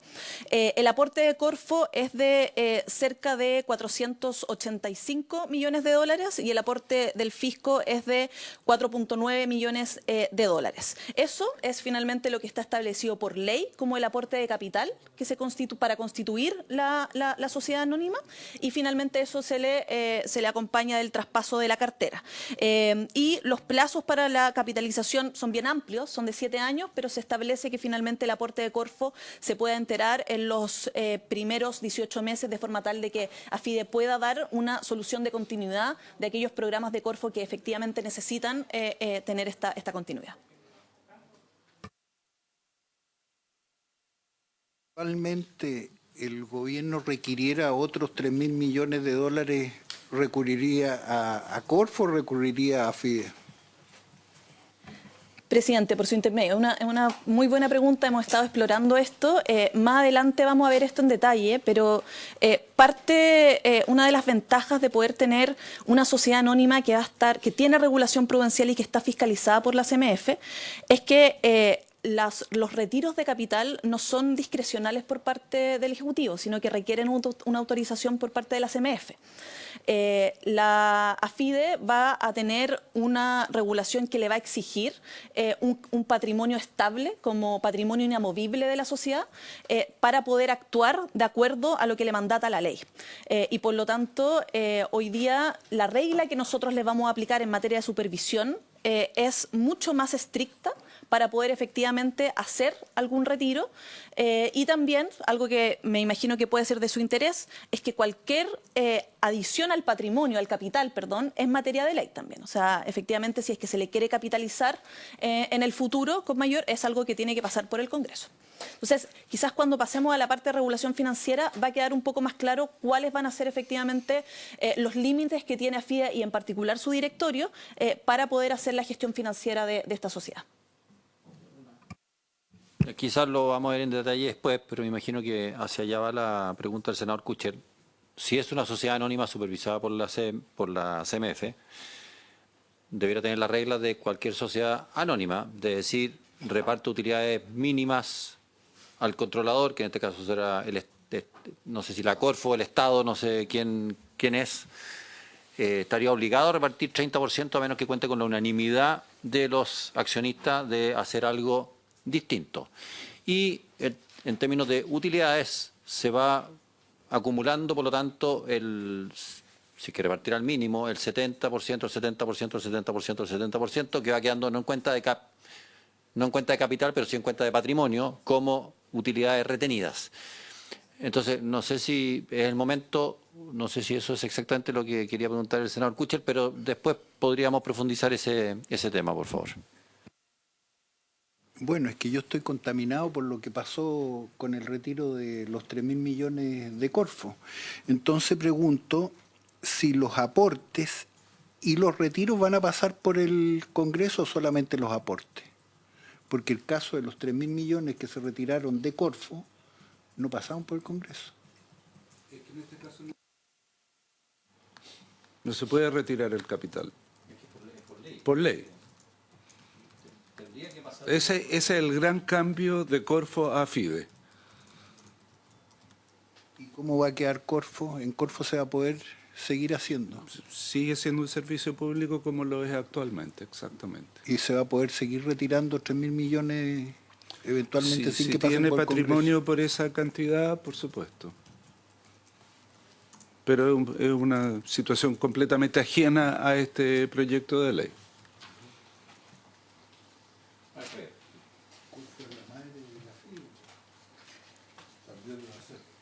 Sí, pero Corfo capitaliza a FIDE y desde ese momento en adelante es una institución completamente independiente.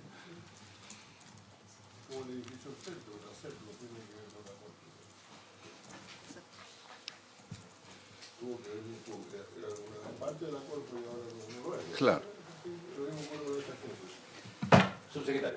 Gracias, presidente, por su intermedio. Vamos a ver efectivamente eso más adelante, pero el resguardo que se tiene de AFIDE es un resguardo que, como bien decía el ministro, está, y como decía el presidente, está amparado por la ley de sociedad anónima y además por los límites de capital que se le exigen. Ahora, vamos a ir por algunos de los pilares que sostienen el diseño institucional de esta agencia. Lo primero es el endeudamiento eficiente. O sea, una de las principales razones que nos dio el Banco Mundial para sugerirnos organizar el brazo financiero como una empresa y como una institución financiera es que a través de las opciones de financiamiento y endeudamiento que puede tener, por ejemplo, optando a otros fondos internacionales con foco en la innovación y el desarrollo tecnológico, se puede tener una mucha mejor gestión financiera de estos recursos. Acá nosotros copiamos justamente parte del reporte que hizo el Banco Mundial a Corfo, donde hace referencia a esto, y además que tiene directa relación con que la principal fuente de financiamiento de las instituciones financieras de desarrollo tipo AFIDE es justamente la deuda, porque se puede utilizar un mejor uso, no solamente a nivel patrimonial, sino también a través de los distintos fondos que hoy día están disponibles para este efecto. Ahora, ¿cuáles van a ser los contrapesos? Pasemos a la siguiente diapositiva que va a tener. Los contrapesos que tiene para poder tener un endeudamiento eficiente son que, en primer lugar, el endeudamiento de AFIDE no es deuda pública. O sea, no va a tener garantía estatal y, por lo tanto, para que AFIDE se pueda endeudar en buenas condiciones financieras, AFIDE va a tener que tener una buena gestión financiera. Nosotros estamos mandatando, además, que AFIDE tenga siempre 2 clasificaciones de riesgo activas, de forma tal de que eso pueda ir resguardando también el actuar de esta. Además, nosotros hicimos esto un símil con la Ley General de Bancos, que la CMF va a tener que autorizar las primeras endeudamientos de la agencia, va a tener que ser aprobado por el directorio, además que es responsable solidariamente por las decisiones que se toman dentro de AFIDE y por lo tanto también da un resguardo para que las decisiones que el directorio tome sean responsables según lo que mandata la ley.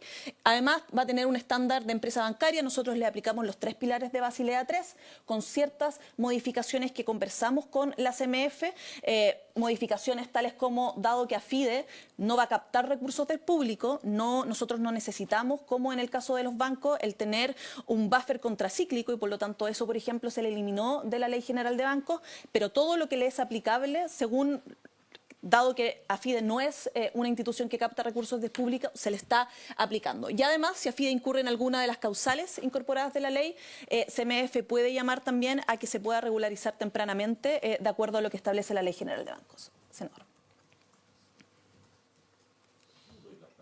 Perdón. Presidente. Presidente, aquí, aprobado por el directorio, dice... En el caso del retiro, perdone que esté contaminado por esa situación yo, en el caso del retiro, el señor Benavente entiendo que hizo presente cómo se afectaba el patrimonio de Corfo. ¿Qué independencia va a tener este directorio del Ejecutivo como para hacer presente o para eventualmente evitar que le retiren, si es que llega a tener los recursos disponibles, o está totalmente dependiente del gobierno ese directorio? Gracias, presidente. Voy a complementar con una pregunta, porque está bien, todos entendemos lo que dice el texto, de que es una sociedad independiente que no cuenta con garantía estatal, que los directores son solidariamente responsables, como de hecho lo son también en la sociedad anónima. Pero al final el dueño es el Estado de Chile. Entonces, voy a poner un ejemplo que está claro. Televisión Nacional. Tampoco en principio no tiene garantía estatal, los los directores también son responsables, pero en el hecho lo que ocurre es que finalmente el Estado, es muy difícil que el Estado deje caer a una empresa propia. Esto aquí y en la Quebrada Ají, no es algo exclusivo de Chile. Entonces, ¿cuál es la manera más eficiente, dado de que esto ocurre más allá de la letra de la ley? Ocurre de que el Estado es muy difícil que deje caer una... Y esto pasa también en el mundo privado, cuando es un grupo de muchos recursos, en la práctica, aunque quiebre una empresa de ellos y pudieran dejarla caer, no la dejan caer porque el mundo lo obliga a capitalizar, a poner la plata y a hacer un cierre ordenado, por último, de la empresa. Entonces, en la experiencia comparada, no sé si existe algo, complementando las preocupaciones del senador Kuchel, que haga de que estas cosas no se salgan del margen para el cual siempre fueron pensadas. Esa es mi pregunta.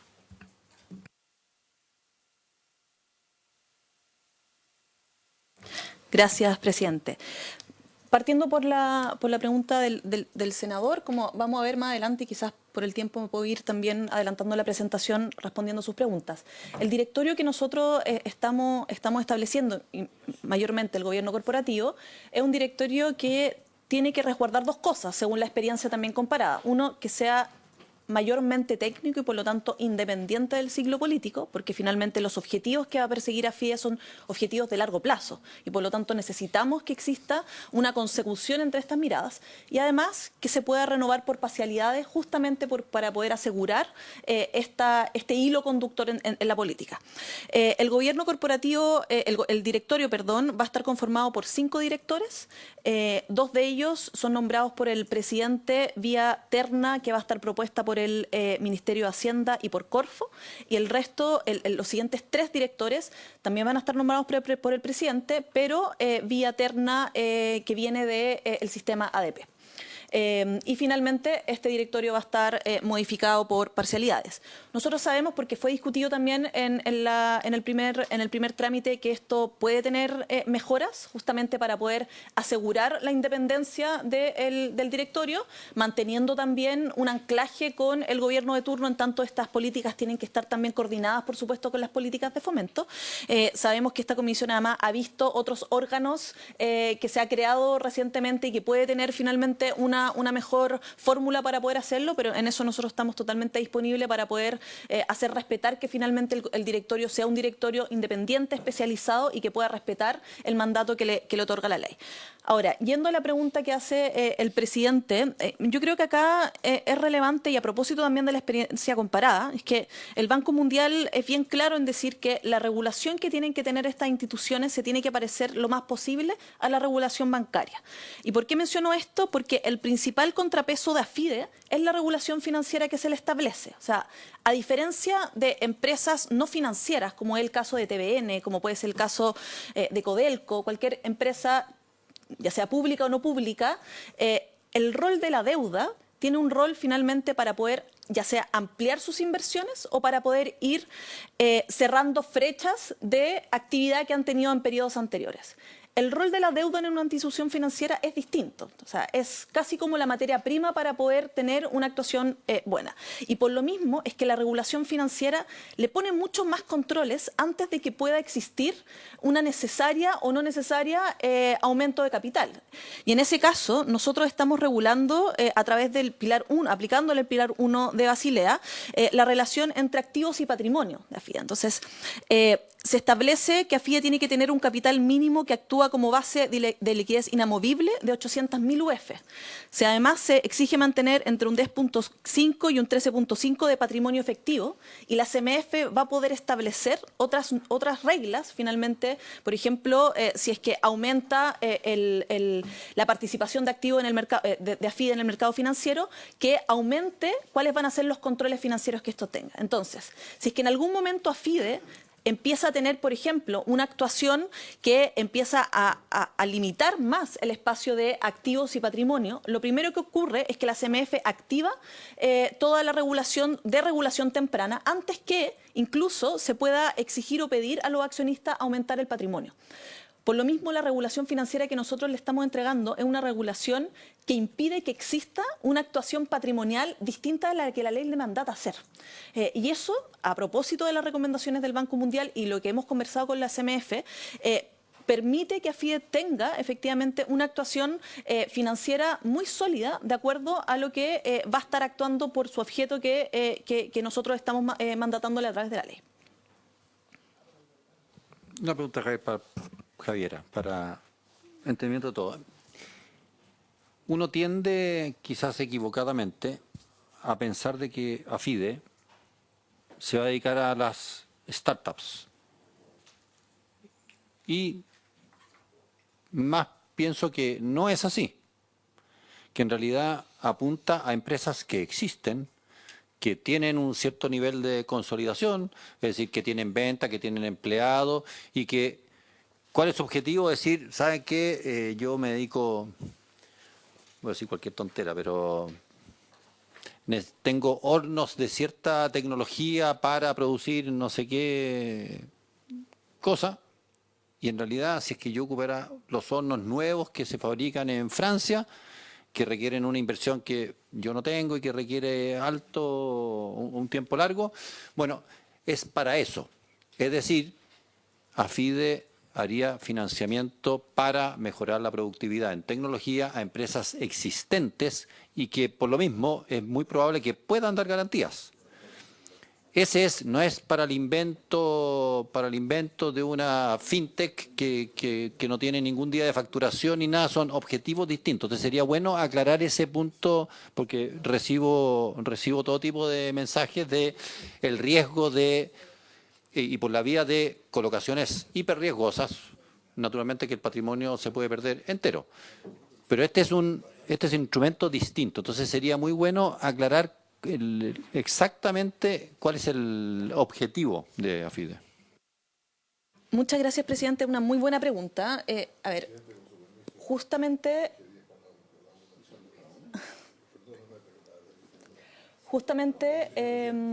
el objetivo que persigue AFIDE, como yo se lo mencionaba en un comienzo, es poder ampliar la variedad de los instrumentos financieros públicos. Y en ese sentido, parte de las preguntas que nos han hecho, que son similares a las que ustedes le han hecho, es de qué manera AFIDE logra administrar el riesgo de una forma distinta que lo hacen otras instituciones, que no les permiten a esas instituciones poder entregar instrumentos financieros adecuados. Y lo que nosotros hacemos es poder mantener una cartera de instrumentos que hoy día se conoce en el mercado, pero orientarla a la adopción de tecnología e innovaciones en empresas ya existentes y, como bien usted señala, tienen finalmente una historia financiera que permite poder prever cuál va a ser su comportamiento a propósito de esto. Ahora, AFIDE también va a estar apoyando a startups o emprendimientos que tienen un componente innovador mayor, que finalmente son aquellas empresas que no tienen una historia en economía real, pero a través de instrumentos que son distintos y son los que han funcionado en otras partes del mundo para este efecto. Por eso es que la industria de capital de riesgo es una industria tan necesaria para poder apalancar recursos para justamente estas empresas. Y nuestro país tiene una historia en la industria de capital de riesgo de hace muchos años. El problema en la industria de capital de riesgo en nuestro país es que se ha quedado corta para que estas empresas puedan seguir creciendo. O sea, nosotros tenemos, si bien los deals no han cambiado en el último tiempo, el tickets por deals ha bajado mucho en el último tiempo. Y por lo tanto nosotros estamos financiando quizás al mismo número de startups o proyectos, pero estamos financiándolo con una inversión menor, que es una inversión además menor al promedio latinoamericano. Y por lo tanto, si bien nosotros lo hacemos muy bien en el capital semilla, no lo hacemos tan bien en el crecimiento. Y por eso todas las empresas o startups más famosas que han crecido han tenido que salir del país a buscar el financiamiento.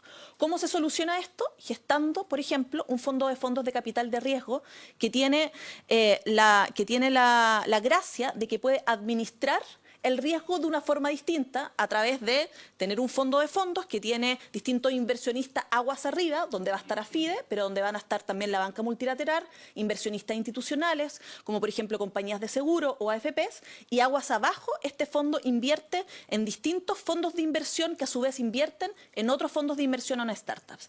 Este ejemplo es justamente el que permite una mejor administración del riesgo. Entonces, AFIDE finalmente va a tener distintos instrumentos para distintos proyectos según el nivel de riesgo, el nivel de empresa que va a estar detrás de este proyecto y le permite, por lo tanto, de esa forma administrar el riesgo de los proyectos de innovación y desarrollo tecnológico de una forma que hoy día no se puede hacer en la institucionalidad actual.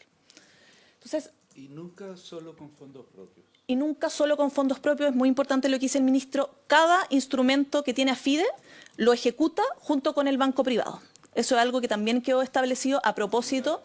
Siempre tiene que haber un cofinanciamiento del privado. Fue una de las modificaciones que nosotros hicimos en el primer trámite. En tanto, le estábamos entregando a FIDE la facultad para poder hacer créditos de primer piso, justamente a aquellas empresas que tienen un requerimiento de capital mucho más grande y, por lo tanto, ni el capital de riesgo ni las garantías sirven. Una de las modificaciones que nosotros acogimos es la eliminación de la facultad de hacer crédito de primer piso y reemplazarla por esta idea de crédito de entrepiso, que es finalmente hacer créditos sindicados, donde AFIDE va a tener una participación, pero siempre tiene que entrar con la banca privada. Y por lo tanto, cada instrumento que tiene AFIDE se ejecuta con la banca privada. Y ya para irme al final de la presentación, porque sé que estamos cortos de tiempo, me quiero ir a, pasémonos esto, a las proyecciones, justo a este gráfico. Acá ustedes pueden ver los recursos movilizados en instrumentos tipo AFIDE, que hoy día existen, particularmente desde Corfo, es decir, aquellos instrumentos que persiguen el objetivo de innovación o desarrollo tecnológico.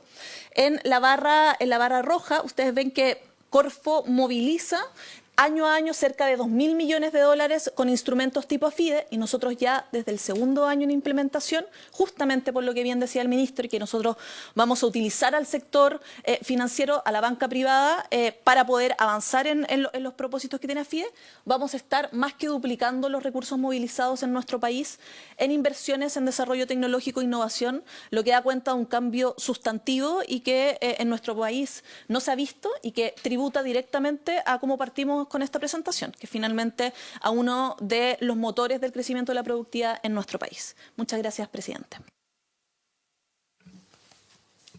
Una pregunta, Javiera, subsecretaria, perdón.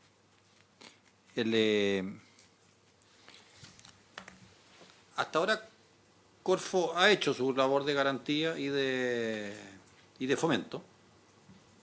¿Cómo le ha ido a la Corfo? ¿Cuál ha sido la experiencia real de nuestra institucionalidad, buena, más o menos mala, como uno la quiera calificar, pero cómo le ha ido por segmento, en garantías y tiene un impacto gigante, ha evaluado bien o mal, o más o menos, no mal la empresa, porque ese track record, o esa historia para hablar en castellano, esa historia es súper importante, sobre todo si es que es el equipo de Corfo el que va a pasar y va a ser el primer equipo en AFIDE. Gracias, presidente. Sí, nosotros justamente esto lo pudimos exponer en el primer trámite y es bien interesante ver esta experiencia. En términos de garantías, los programas de Corfo le ha ido en general bien. Ahora, los programas de garantía se han ido modificando mucho en el último tiempo. O sea, si antes, por ejemplo, antes de la pandemia, el programa de FOGAIN, que es el Fondo de Garantía para Empresas Menores, era mucho más preferido frente a FOGAPE en general en el mercado. Y eso cambió durante la pandemia. En la pandemia fue el FOGAPE el instrumento preferido y por lo tanto empezó a perder un poco de espacio FOGAIN, pero en términos de los índices de siniestralidad, que igual se ven año a año en el presupuesto, son índices que están totalmente dentro del promedio y la cartera, por lo tanto, de garantías o la cartera de los instrumentos financieros de Corfo es sostenible financieramente. Se hace efectivamente esa evaluación dentro de Corfo. Parte de las imposibilidades que hoy día día tenemos es que no se le puede aplicar, por ejemplo, una revisión de riesgos mayor a el patrimonio propiamente financiero de Corfo, porque hoy día Corfo no tiene patrimonios separados, porque para poder hacer eso tenemos que avanzar justamente en esto. Y en los instrumentos más de riesgo, que finalmente acá que se origina con el inicio de la industria de capital de riesgo, Corfo hace ya cerca de 30 años partió con instrumentos de crédito a los fondos, a fondos de capital de riesgo. Ha tenido muchos programas, y hoy día en Chile tenemos más de 70 fondos de capital de riesgo, y han sido programas que han sido muy bien recibidos por la industria de capital de riesgo. Han sido buenos programas, y hoy día toda la evaluación es que necesitamos escalar los instrumentos ya no a través del crédito, sino a través de la inversión directa, y eso solamente se puede hacer si es que nosotros habilitamos a una institución a poder ser aportante, por ejemplo, del fondo de fondo de la manera que nosotros lo estamos haciendo. Y algo que a la industria de capital de riesgo le interesa harto es que los instrumentos que hoy día Corfo tiene de créditos a los fondos de capital de riesgo se mantengan. Y es por eso que nosotros en conversación también con ellos hemos asegurado que efectivamente AFIDE va a continuar los instrumentos de crédito en esta materia. Entonces, la evaluación por cada uno de los instrumentos que tiene es una buena evaluación, pero sin duda alguna vamos a poder tener una mejor gestión porque, entre otras cosas, hoy día, como ocurre en cualquier institución financiera, si una cartera de garantías le va bien y, por lo tanto, por ejemplo, tiene menores índices de siniestralidad en los próximos años, uno podría aumentar las colocaciones de esa cartera de garantías. Y eso hoy día en Corfo no se puede hacer porque el presupuesto de Corfo, sus colocaciones, está determinado por el presupuesto de la Nación. No está determinado por cómo bien o no bien le va a esta cartera de instrumentos financieros de la institución. Pero los créditos no asociados a fomento a la...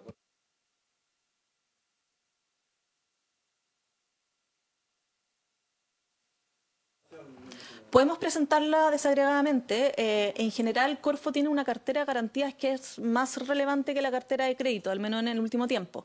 Y los instrumentos de crédito son instrumentos de crédito de segundo piso, que finalmente requieren también a la institución financiera que lo entregue. Y por lo tanto, en general, esos instrumentos no ha ido bien porque además es la institución financiera la que hace el análisis de riesgo para aquellas empresas a las que se va a acceder a esto. Entonces, ¿cuál ha sido el plus de Corfo? Es que se han generado programas de crédito de segundo piso con ciertos objetivos en particular, como por ejemplo el crédito verde, que ha tenido ciertas colocaciones, pero que a propósito de las pocas flexibilidades que hoy día tiene Corfo para poder ir ajustando ciertos criterios, no ha sido posible ajustarlos con la celeridad que también el mercado va pidiendo para poder ir avanzando en estas colocaciones. Pero nosotros vamos a hacer llegar a la comisión la evaluación que se tiene de los distintos instrumentos de la IF.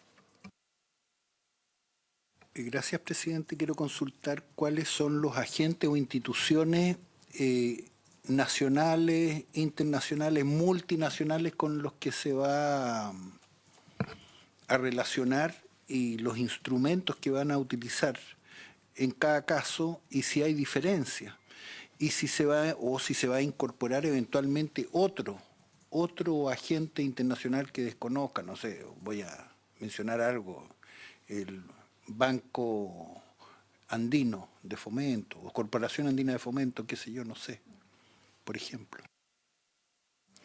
Gracias, presidente. Por su intermedio, a ver, AFIDE como sociedad anónima y como institución financiera se va a poder relacionar con otras instituciones financieras, tanto de nacionales, como nosotros presentábamos. Cada instrumento de AFIDE se va a estar ejecutando siempre a través o en compañía de una institución privada. Si nosotros separamos los instrumentos de AFIDE, podemos separarlos bien en instrumentos de primer piso, en instrumentos de segundo piso y en fondo de fondos, que es finalmente la acción en el capital de riesgo directa. Los instrumentos de primer piso son los créditos sindicados, es decir, aquellos créditos donde de forma directa AFIDE va a estar entregando a un proyecto, pero ese crédito directo va a ser siempre en compañía de un privado a través de un crédito sindicado. Y en ese caso se hace finalmente un contrato de crédito entre AFIDE y los otros prestamistas para poder atender a las condiciones de crédito con el proyecto que va a ser adjudicatario. ¿Alguna restricción de que sea siempre con el Banco del Estado? Porque ahí es como Sí. La restricción, presidente, es que siempre tiene que haber una institución privada y por lo tanto el Banco Estado, si bien puede entrar en el crédito sindicado, no puede armarse un crédito sindicado solamente con el Banco Estado. Y la otra restricción es que el privado tiene que tener una participación mínima del 20%. Esos son con créditos de primer piso. Con los créditos de segundo piso, que van a ser finalmente el financiamiento ya sea de garantías o bien créditos de segundo piso, van a funcionar de la forma en que hoy día funcionan, que se arman ya sea fondos de garantía, en este caso específicos para la adopción tecnológica, en el caso, por ejemplo, del agro, o bien créditos de segundo piso también con líneas específicas. Y esto siempre, como actúan hoy, es que finalmente los bancos privados se adjudican o participan de alguno de estos programas. Y en tercer lugar tenemos el fondo de fondos, donde nosotros vamos a armar un fondo de fondos, donde AFIE tiene una participación máxima del 35% y el resto del fondo se compone por la banca multilateral, inversionistas institucionales, o bien otros inversionistas que puedan estar interesados en esto. Dentro de la participación accionaria, nosotros no la estamos contemplando hasta el momento, por la participación del Tesoro y de Corfo. Eso, presidente. Muy bien. Agradecido, ministro, subsecretaria, por la explicación. Me imagino cuando ya estén todos los integrantes, vamos a retomar con la presidenta. Mañana seguimos en audiencias y después ya empezamos a discutir el proyecto en su articulado. Una vez aprobado en general. Muy bien. Se levanta la sesión sin haber más temas que tratar.